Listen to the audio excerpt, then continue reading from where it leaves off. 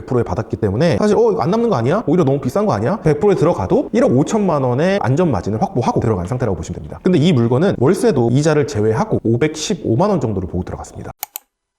안녕하세요, 고물주님. 네, 안녕하세요. 야, 이거 제가 잘못 본 거 아니죠? 저희 수강생 꿔렁님 사례라고 또 주신 건데, 대전 탐방동 다가구를 13억 5천만 원 감정가 그대로 100% 써서 낙찰 받으셨는데, 이거 너무 비싸게 사신 거 아닙니까, 이거? 또 그렇게 생각하실 수 있습니다. 일단 이 물건을 좀 간단하게 좀 설명해드리면 탐방동에 있는 물건이고요. 물건 종별은 근린주택입니다. 토지 면적은 74평이고 건물 면적은 132평이에요. 현재 감정가가 이제 13억 5천인데 지금 감정가의 100%로 낙찰을 받으셨습니다. 그래서 13억 5천 80만 원에 받으셨거든요. 근데 차순위가 있습니다. 차순위가 13억 5천 78만 6천 원. 지금 치킨값도 안 되는 차이로 해서 낙찰을 받으셨습니다. 왜 그러신 걸까요? 사실 이것만 보면은 이해가 잘 안 돼요. 뻐렁님 같은 경우에는 정말 분석 열심히 하셨어요. 조사하셨던 것들을 정말 꼼꼼하게 메일로도 보내주셨고 저랑 이제 상담을 한 끝에 신건에 들어가기로 결정이 됐고요. 사실 신건에 들어가는 경우에 리스크는 딱 하나입니다. 물론 시세라든지 이런 것들도 있지만 그건 너무 당연한 거고요. 여기에서 이제 대출이 되느냐 안 되느냐. 사실 지금 이 시기에 대출이 안 된다라고 얘기하시는 분들이 많잖아요. 그러다 보니까 대출이 어려운데 또 신건으로 들어가면 더 어렵거든요. 근데 이 물건을 11월 제일 시기가 안 좋은 시기입니다. 11월에 이제 또 낙찰을 받으신 거죠. 그러다 보니까 이런 리스크들 때문에 고민을 되게 많이 하고 상담을 하시고 나서 입찰을 들어가시게 됐습니다. 보통은 이렇게 한 번 내지 두 번 유찰된 물건으로 입찰하시잖아요. 아니, 왜 신건에 이렇게 하셨는지 그 자세한 이유가 좀 궁금하거든요. 일단은 이 물건의 지금 감정가가 13억 5천이잖아요. 100%에 받았기 때문에 사실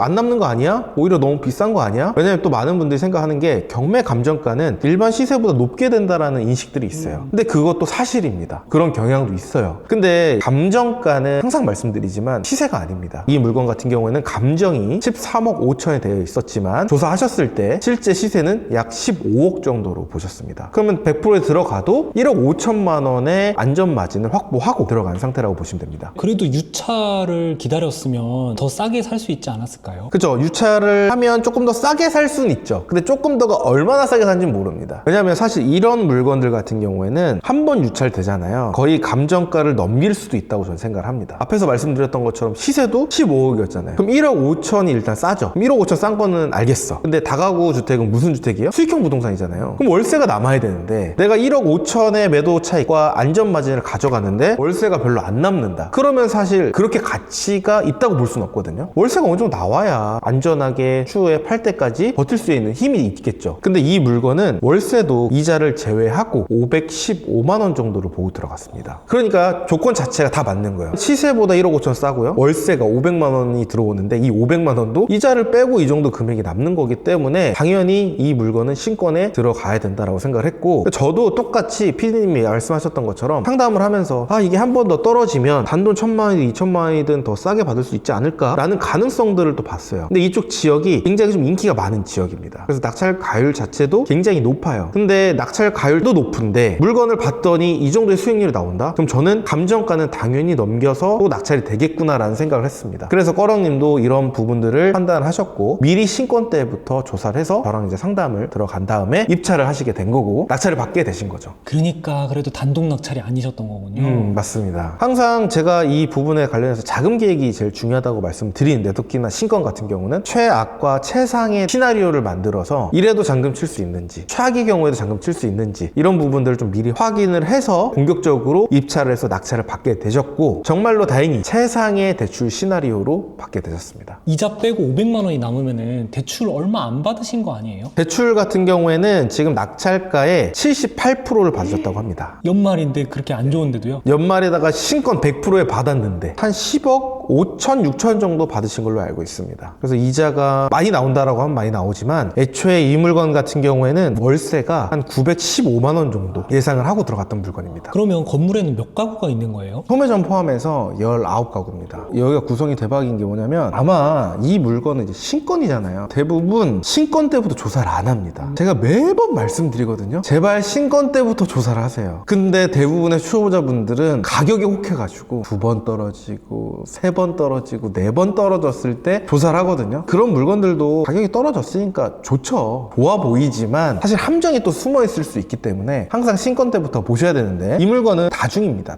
다중이면 보통 다 원룸이에요. 근데 여기는 전부 다 1.5룸으로 구성이 되어 있습니다. 가구 수도 많죠. 1.5룸이죠. 그러니까 월세까지 잘 받을 수가 있잖아요. 수익률이 이자를 빼고도 신건에 낙찰을 받았는데도 515만 원이 남는 게 이런 이유 때문인 거죠. 그러면 수익률은 어떻게 되나요? 낙찰받은 금액이 13억 5천만 원 정도가 되고요. 명도 비용은 별도로 잡지 않았고, 취득세는 4.5%인 한 6천만 원 정도를 잡았습니다. 근데 실제로 이 정도까지는 안 나오지만 좀 넉넉하게 잡은 수치다라고 보시면 되고요. 그렇게 해서 총 투자금은 약 14억 1,100만 원 정도. 여기에서 대출 10억 5천만 원을 제외하니까요, 실제 들어가는 초기 투자금은 약 3억 6천 정도가 됩니다. 근데 여기에서 보증금을 전부 다 월세만 세팅을 해서 1억 1,500만 원 최소를 하게 되면 최종적으로 묶이는 금액은 2억 4,659만 원 정도가 된다라고 보시면 됩니다. 그래서 순월세 527만 원 곱하기 12개월 나누기 2억 4,659만 원을 하게 되면 수익률은 26%가 나오는 물건이라고 보시면 됩니다. 그래서 이 물건 같은 경우에는 감정가가 좀 낮게 형성이 됐기 때문에 대출을 많이 받을 수가 없어서 수익률이 조금 낮아 보일 수는 있죠. 그렇지만 사실 제가 봤을 때는 한 달에 500만 원 정도가 나오면 이 정도면 수익률이 저는 굉장히 괜찮다고 생각을 하거든요. 전부 다 전세가 아닌 월세다 보니까 여기에 대한 리스크도 없고 잘 받은 사례라고 볼 수가 있을 것 같습니다. 근데 또 경매하면 명도가 또 빡세잖아요. 명도는 잔금 치기 전에 다 하셨어요. 뭐 특이사항이 없다고 합니다. 제가 아니 뭐 이렇게 하시다가 막히시는 거 있으면 언제든지 연락 주시라고. 연락이 없으세요.